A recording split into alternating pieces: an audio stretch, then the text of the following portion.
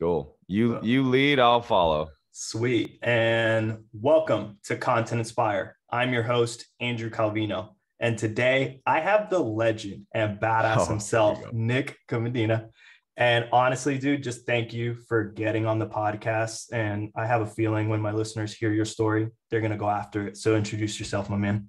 Well, what's going on, guys? My name is Nick Komodina. How do I follow up that introduction from Andrew over here? My goodness. Yeah, I'm me. Okay. A lot of layers to it. Yeah, well, Sweet. I'm sure we'll dive in. We're definitely going to dive in. And okay. First question right off the bat. Hit me. What is your why? My why has changed a lot. Mm-hmm. So my why has many different forms. I think my why right now is I recently went through a very, very aggressive change in my life. Mm-hmm. And there were a lot of things that were plaguing me, a lot of things that were toxifying me, holding me back, caging me, whatever it is that you want to call it. And I didn't have anybody to help me. I didn't have people actually caring about me. I had people that cared about me as long as I was doing things for them. Yeah. And I didn't have a safe space. And I was just very, very much lost. And my why with what I do right now is to help people where I was, because I realized how much people can look at somebody who's perceived as successful and think, wow, he's got, he must have an amazing life. He must be happy. He must be this. And I've been on the other side of that and felt how much I was struggling and felt how alone I felt and how depressed I felt and just, again, lost. And you do things that are out of character. So my why right now is really changing the narrative around people being able to get help and actually do the work and actually process and actually be able to come home to themselves and realign themselves so that they're actually living life for them and not other people. Damn. Thank you for sharing that with me and the listeners. I just got goosebumps. So thank you, dude. No, for real. Honestly, you're going to change some lives. You're going to help some people. Thank you. And another quick question is, how did you get so immersed within the fitness industry? Because a lot of people know you as a coach first, as an influencer, speaker, you name it. How did you get immersed within the industry? So I actually was just a super fucking scrawny kid in high school. And I was 6'2". I was 150 pounds, I was just a string bean, so skinny. And I was very popular in high school. I was blessed to have a ton of friends, but it still was always a talking point or a joke point around the friend group about how skinny I was. Mm-hmm. And, when you end up being best friends with all the girls and they end up dating all the other guys who are more muscular or are, and mm-hmm. that really sucked. And I wish I had this insanely inspiring story of why I started working out, but it was literally I'm fucking sick of not getting girls, so I'm going to start living. Yeah. It was just I don't have a motivational story for that, so I started working out, and I actually remember going into the gym. My mom went to the gym. My mom and I were like, all right, it's time. My mom lost 100 pounds in a year. Actually, my mom killed it. Damn. But we went in and I talked to this personal trainer. I was like, hey man, can you show me how to use this machine? And he was like, yeah, it's $175 for a consultation. I was like, I'm a fucking high schooler, dude. You can't just show me how to use a machine. And I just thought he was a fucking prick. So I to spite him was like, I'm going to learn everything and I'm going to get progress. Nice. And so I literally did it out of spite for this guy. And I ended up making a lot of progress and just really learning. And I got really obsessed with Greg Plitt and all these other YouTube personalities, mm-hmm. and doing my own research and reading books. And this one day, this very older gentleman, his name was Frank, walked into the gym and I saw him struggling. And I ended up asking him if he wanted to work out with me. So I almost did a kind of a personal training session with him unknowingly. Mm-hmm. And at the end of the session, he went to shake my hand and tell me thank you. And he had a $20 bill in his hand. And he shook his hand, because all old white guys are drug dealers, right? They're all drug dealers, all of them. I'm convinced.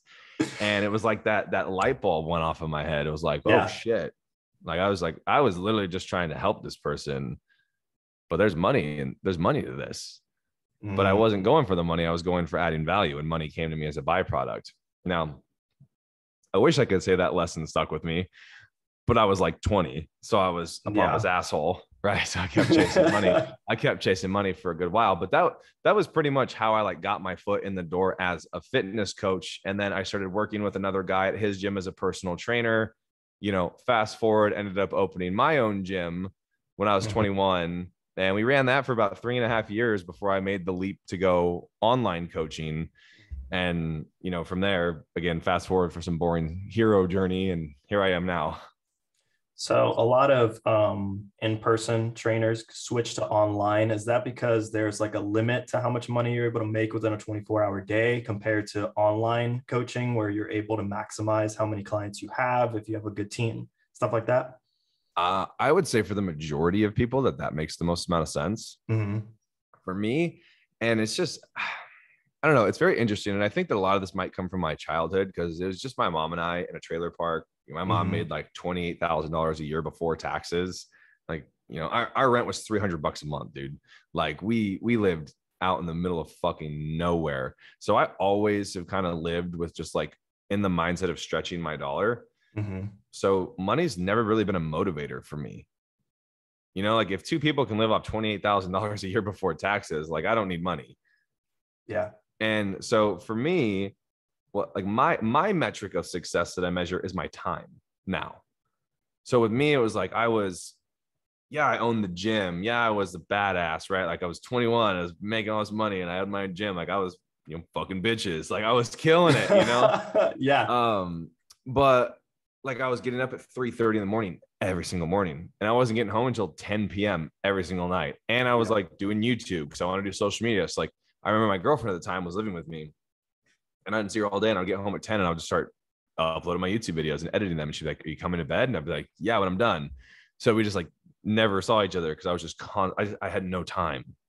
And for me, the trade-off was I can impact significantly more people, right? Because your reach is endless when you go online. Your reach is endless. And I've been so blessed with the amount of athletes I've been able to work with. You know, like I've worked with well over 1,000 people in my online career so far, and from all countries. And it's just so fucking cool to be able to do that. But the biggest thing for me is I get my time back, because personal training, I'm there for an hour no matter what. And then I'm there for an hour no matter what. And I'm there for an hour no matter what. And it's like, if you can give somebody the value of an hour in 5 minutes, why would you not? Because it saves both of you time. You know, because I was also wasting my clients' time. Because I'm like, what if I could just teach you to go work out whenever it's convenient for you, instead of 5 p.m. every single Tuesday? And now this is like a set thing in your routine that you can't budge around. I don't like that for me. You know, and I know some personal trainers who love that, and they personal train, and that's what they love to do, and that's totally fine. But for me, it's time. It's time and being able to impact more people. And that's why I made my switch. Okay. And then next question your way, Impact Athletics. What is your preferred coaching style or method when it comes to clients, or is that client specific? So we have kind of like the impact method, you can call it, right? And it's like the way I coach, and I teach my coaches how to train that way and how to coach that way. And it's not necessarily like I know best, but it's more so, hey, I've got a really solid proven track record of this working, and it literally works every fucking time. You know, and if any online coaches are out there building a team, this is actually a tip that I got from Jason Phillips. You want to sell the approach. You don't want to sell the coach, right? You want to sell the method that you're using to coach people. You don't want to sell yourself, because when you're trying to scale a business and grow a business, if I'm over here just going, hey, I'm the best coach, look at my clients, then people don't want to go to another coach. They want to come to me. Correct. But if we're all using the same method that's getting all the same results, then people buy into your method. And then from there, they buy into the culture, and they buy into the family, and they buy into how much you actually give a shit about them on top of the method, with the personal development side of things. And that's really what we do. So yes, it is different per client, but the overall principle around our method is the same. Okay. And then next question is Impact Industries. What is Yeah. that, and what is the purpose behind that new venture? Because I know you've been very vocal on social media, but I Yeah. definitely want to find out what's up. Yeah. So Impact Industries, there's a couple different ways we can position this story. Okay. So my gym was NK Fitness, right? It was my initials because I'm just not creative. It's like perfect. Put it on a sign. People will come. So when I started doing online coaching, I was like, I don't know, NK Athletics, perfect. People will come. Put it on a shirt, And as I, for lack of a better phrase, as I matured as a man, I really, really hated that the team's name was about me. Okay. And because it's really not, it's about something that's so much bigger than me, but it's about something that I was put on this earth to help create with the help of all of these people. So I had been struggling with my initials as the team name for a good while. I had actually brought it up to my team multiple times, but like, hey guys, what do you think about rebranding? Everybody was like, no, we love it. And I was like, all right. But Impact Industries is actually an idea that had come to me maybe like a year ago when I still lived in Houston, and I couldn't get out of my head. And I was kind of, when I brought up what I really wanted to do with this thing, I actually got met with a lot of put down by my partner at the time. Just very, you just always want to be the center of attention. You always want to talk, like you can, you always want all eyes on you. And I was like, damn, okay, I guess this is a bad idea. So I kind of just buried it. And then recently I actually found God in my life. I went to an all men's church retreat and literally heard words from the man him fucking self, and it shook me to my core. And he had kind of told me, like, I gave you that idea for a reason. Yep. And I needed to get your attention so that you would actually listen. So we flipped my whole world upside down, and kind of just like, really, there was like no question in my mind that the rebrand had to happen after everything in my life kind of like imploded. So what I really wanted to do was just kind of the way that I was already serving people anyways through the fitness portion of it, was just really focusing on the body, the mind, the soul, and then helping them generate wealth outside of that. So Impact Industries is basically just an umbrella company, so I can do pretty much whatever the fuck I want for people. Nice. Okay. But I like Impact Industries because to me, it's a very powerful name. To me, it's an all-encompassing name of everything that I want to do and the global reach that this company is going to have. So we have branches for each. So Impact Athletics is the fitness coaching brand of that. We just launched our Realign Men's Retreat, which is a rebranded all men's retreat in Joshua Tree about 2 weeks ago. And it was literally incredible, man. Like seeing these men from all walks of life coming and finally be vulnerable and finally cry and finally scream and let out this energy and allow themselves to be seen, heard, have that space that I was so desperate to have, and them actually come out of it going, holy shit, this changed my life. That's what Impact Industries is. Damn. Yeah. So a little bit of everything. Honestly, you sharing that was pretty sick, and I have seen a lot of posts regarding that retreat. So is that something that you're planning on doing again in the near future? Yes. We'll probably plan for our next one within like the next 2 to 3 months. I would like to do 3 to 4 a year. Okay. So I'm certainly going to link your information down below so that if anybody wants to check it out, so that when that's announced, you guys will be the first to know. Perfect. Down. Yeah, that'd be great. And then another quick question. Impact, the clothing line or supplement brand, is that ever making a comeback? So we never had it. We had an Impact pre-workout. And honestly, I just this is my problem as an entrepreneur. Like I'm a serial entrepreneur. And when I get an idea, I'm like, that's fucking dope. Let's do it. And that's just kind of what the pre-workout was. Like I was like, man, all these pre-workouts like could just be so much better. I'm just gonna make my own. So I literally made one, and we sold out in like a week, which was super fucking cool. And then I was like, yeah, I really don't want to do that again. Cause Okay. it's like, folding every box, taping every box up, and then taking it. I was just like, man, this isn't worth the time that it's taking me to actually do this. And like, do I really want to dedicate to get a warehouse and get workers to potentially scale up a pre-workout company? No, not really. Like it was fun. Okay. As far as Impact Clothing goes, that is 100% making a comeback. Right now, majority of my inventory is still in the Houston home. So I have to go back here actually within the next couple of weeks and get all of that and just figure out warehouse wise where I'm going to store it, where I'm going to ship it from. But yeah, Impact Clothing we'll be making a comeback very soon. Okay. This year. Sick. And thank you for being raw and real in regards to like the pre-workout that you made and realizing that it's not for you in regards to like you value more your time and you don't want to scale for a supplement brand. Yep. And I see on your bio that you're currently with New Ethics. What made you want to sign up with them? I am. Yeah. So something that I've really just call it practice. I mean, I've been doing this coaching thing for almost 10 years now, and like hormones are kind of my shit. So I was actually very fortunate to have Jason, who is the owner of New Ethics and head formulator at New Ethics. He coached me for a while in bodybuilding. He was also a mentor to me in regards to just information and knowledge for a good while. And the products are tried and true.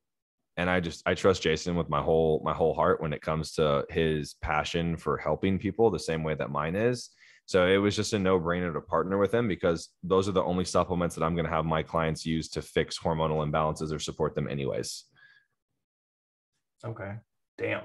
And you're speaking and this is Jason Phillips, correct? No, this is Jason Theobald. Jason Theobald? Yeah. Okay. Yeah. Right. Scooby Prep on Instagram. Scooby Prep. Okay. Shit. Yeah, I have heard of him. So, yeah. Okay. Nice. Yeah. And so let me see. Next question. This is regarding emotional intelligence. Oh, I love these. Emotional intelligence regarding men and younger men. How important is that? In what regard? Just in general, because there's so many individuals that grow up and are told to not feel, man up, suck it up. And so they grow up and they don't know how to process their emotions or how to get through certain situations. Right. And it just affects men predominantly. So I don't think that it's a child issue. I don't even think it's it could be a society issue, but I think it's a toxic masculinity issue and a lack of leadership issue. And what our kids or, our generation before us, like what the kids now aren't able to deal with are what the parents haven't been able to deal with.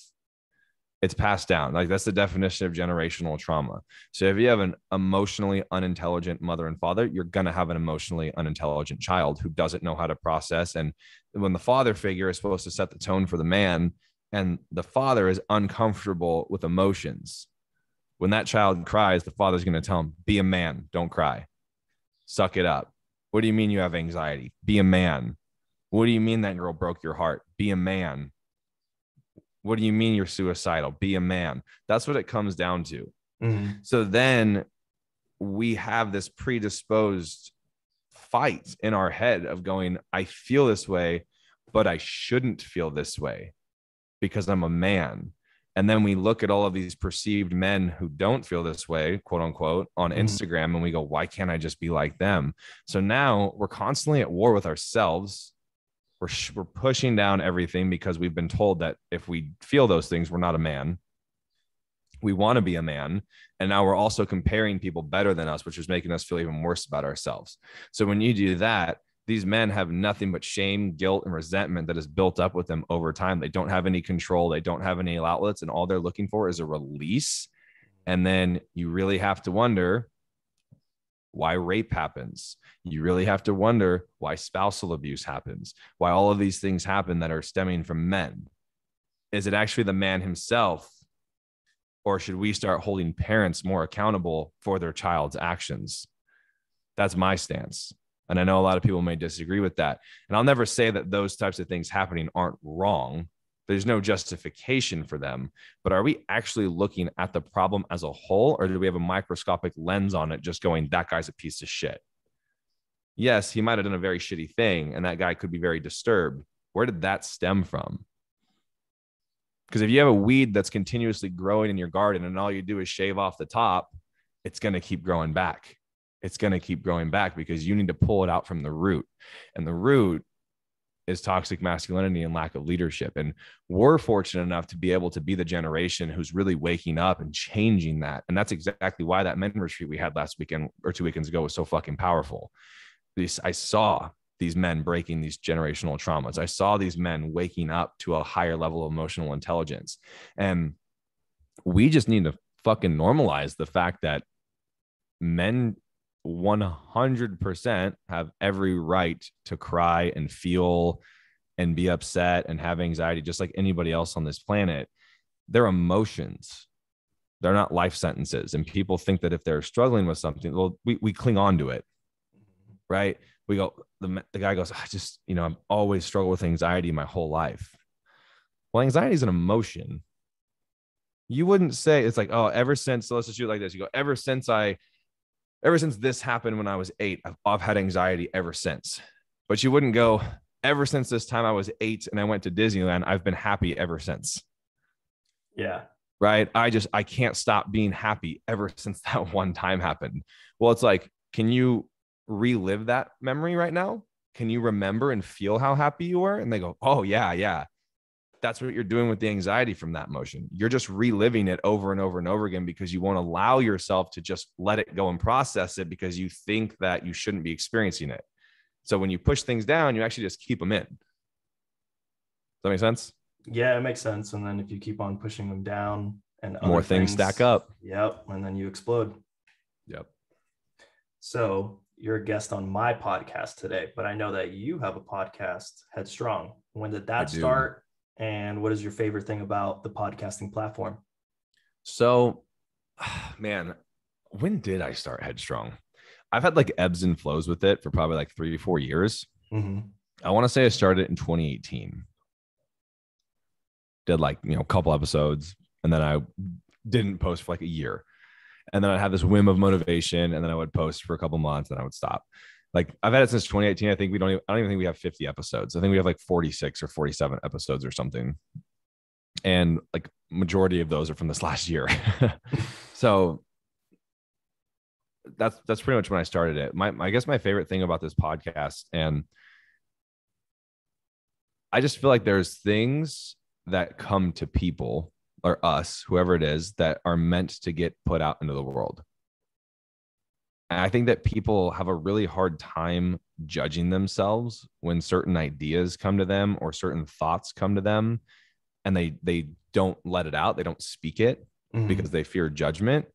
And it's like, then 3 months later, they see somebody else with that same idea or saying that same thing that they thought, and they're getting all this praise. And they're like, what the fuck?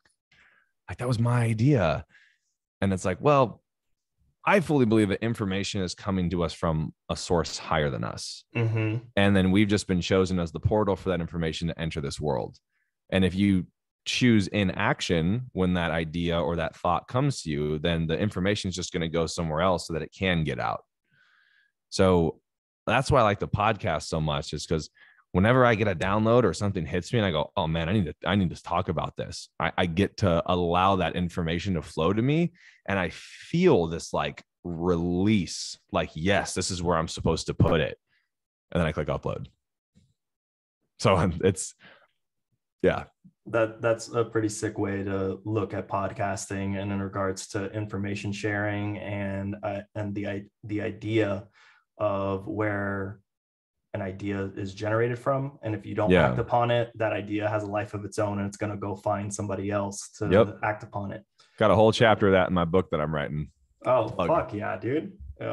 How far are you in the book that you're writing? So I actually had written this book a while ago. It was on my laptop, and I'm like, dude, I'm like a caveman with technology. I really am. Like, I do all my check-ins on like Google Sheets, and well, now Google Sheets, but it was like Word documents and like all this shit. So I was writing this book on a Word document on my desktop. Mm-hmm.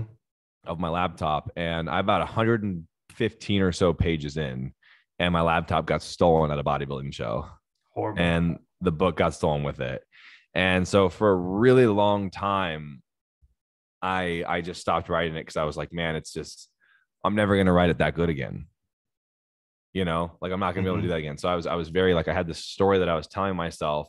And actually very recently, like literally this week, I flipped the narrative and was like, man, I've had so many more life lessons and so many more perspective shifts since then. And like now I actually feel very ready to rewrite this book.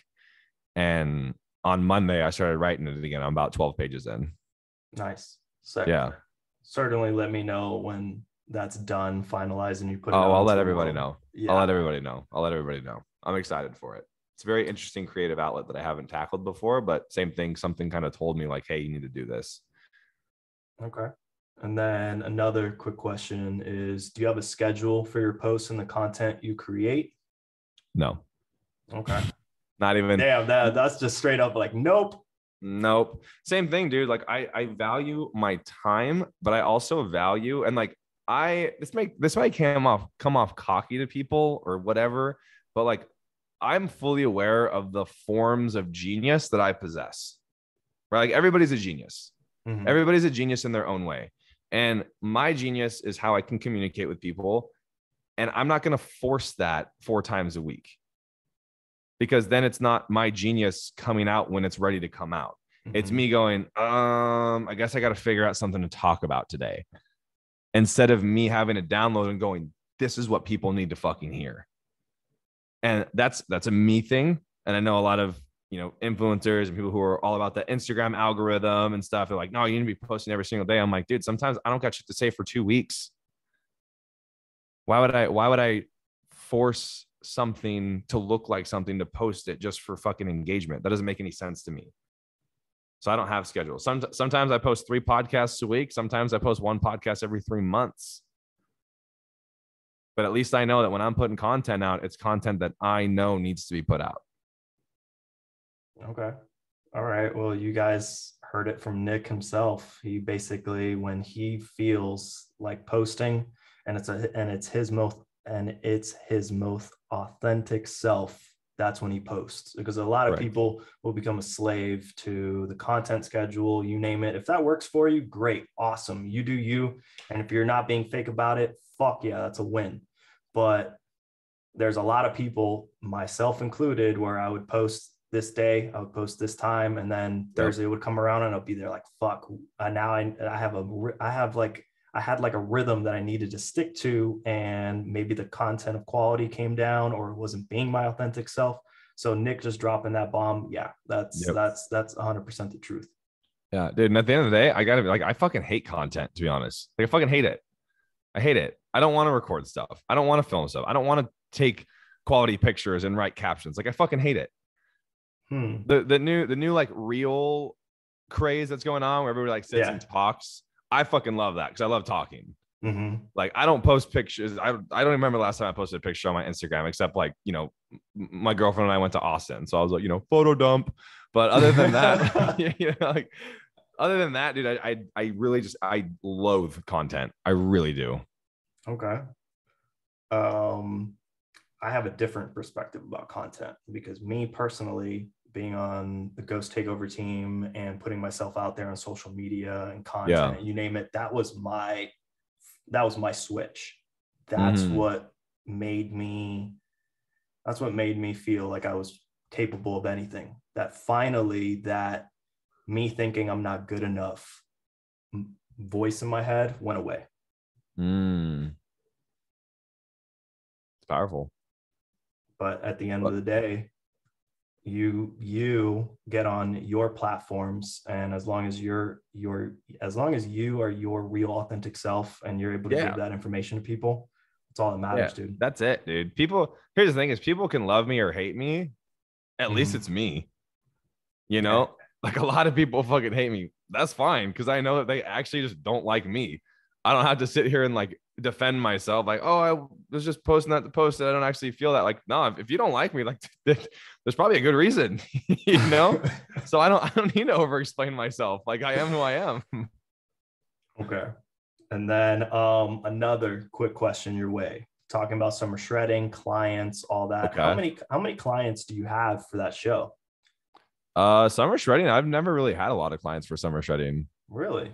No, I don't let my clients really do summer shredding unless there's another show that is on the way. Mm-hmm. I don't not like shit on anybody. I just don't take summer shredding very seriously.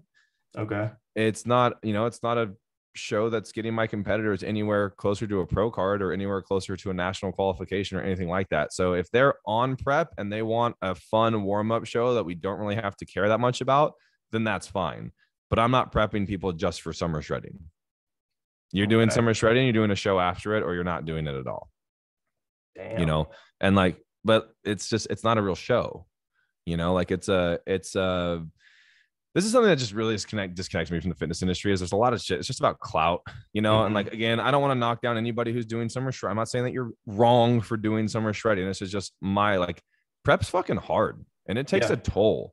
I'm not going to put that demand and toll on my athlete systems for a fucking 3-month Alphalete sponsorship where they don't even give two shits about you, and like I put the last 2 years, we put girls on as a joke, or not as a joke. Sorry, I shouldn't have said that. But as a warm up, and they won the whole thing. And I was like, okay, like, it's just not for me, So like I said, I think the most I've ever had at summer shredding was like 4 people. Okay. Yeah. And then now let's get to the fun questions. Oh boy. What's your favorite music to listen to? I know that you're big in like EDM, but is there rap, rock, stuff like that up in there? So I go back and forth, dude. Like I've got phases. There's times where I'm like literally heartbreak sad songs all day. Like I'll work out to it. I'll be singing at the top of my lungs in the car. Nice. There's days I'm, full blown dubstep. I want heavy headbangers. There's days where I'm full blown country. There's days where I'm absolutely the most gangster rap I can possibly find. Like I'm all in between, dude. I just love music, so I can literally listen to anything if I'm in the mood for it. Okay. And then I know you having downtime is pretty fucking rare. So, but do you watch any Netflix, Disney Plus, anything that helps you like unwind and relax? So this is funny. No, not usually, but Jessie, my girlfriend, and I work more. Like my work schedule is I get up 6 a.m. and I work all the way through the day. And she does solar cells, so she works like more like towards the night. So when we actually hang out at night during the week, it's like freaking 9:30 at night, and we're both exhausted. So we'll always just like usually we'll just throw like The Office on in the background just to like let our brains rot for a little bit from a whole day of working. But dude, we just watched this fucking show. It's called The Ultimatum. I don't know if you've heard of it. Yeah. Oh my God, dude. I was so pissed at myself with how invested I got in this show so fast, and like, I'm like watching these couple, like we're dude, I got sucked the fuck in, but it really reminded me why I don't do that. Okay. Because people get too overly invested in lives that are not their own, and then they don't understand why their reality isn't the way they want it to be. You can tell me everything about these couples on this show of how toxic they are, how they think, how they feel, what they're hiding. But if you looked at yourself in the mirror for 2 minutes, you probably wouldn't even know who you were looking at. Yep. Damn, that's scary, dude. That's scary. Yeah. That's scary accurate. Yep. So I'm not big on TV, but I will watch Marvels. Tell you that much. All right. So next question. Easy. Marvel versus DC. Oh, dude, that's not even. That's like honestly, I'm disrespected that you even asked me that. Hey, man, it was on the list, dude. But honestly, my favorite superhero is the Flash. So hopefully, that sucks. The next Flash movie is not a shit show. That sucks, dude. I would hate if that was my favorite superhero. Bro, he's able to go back in time. He's able to go to the different galaxies. He's able to do so many different things. Did you watch Archer? Yeah. Oh, I'm sorry, Arrow. Yeah, Arrow. And then like Flash randomly shows up, and now they're in space fighting aliens. I'm like, I was like, all right, DC's gone too far. DC's just always been a little bit out there and insane for sure. Yeah. Hopefully they get their shit together in regards to like their superhero properties, but I know Marvel beats them hands down. Did you happen to see Doctor Strange? I did. I was pretty let down. I was pretty let down too. There was I was like pretty disappointed. It was like it was just it felt like it was more of like how much can we make people's minds be like, whoa, multiverse instead of actually like a Marvel movie. Yeah. But it was cool. It was a good movie, but I was definitely expecting significantly more from like that hype up from Marvel. Yeah. Anybody that doesn't want any spoilers, come back to the episode later. So straight up, the music battle, like that was annoying. That was literally annoying. That was literally garbage. Me and my wife literally looked at each other and was like, what the fuck is this shit? Yeah. I was like, that's literally, I think that's might be the dumbest thing I've ever seen in a Marvel movie. And then what else? I know that they had to do it because jumping bodies from dimensions, he still needed one in the zombie, the other universe. The zombie one, I thought it was a cool concept, right? But then you see him talking. Yeah, it was almost funny. Yeah, it was just I didn't think it was cool. I was just there like, nope. I was let down, honestly. Oh, you can't win them all. You can't win them all. Not even Marvel. Take that as a lesson for life, kids. Not even Marvel can win them all. So don't be so hard on yourselves. Yeah. And so just wanted to say, Nick, thank you for getting on Content Inspired, dude, on the real. Dude, of course. Like, just sharing your story, who you are. Is there anything that you would like to say to the listeners before we head off? Not really.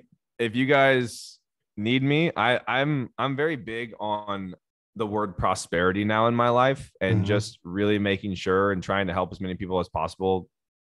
However, if I have the resource to help somebody, I will.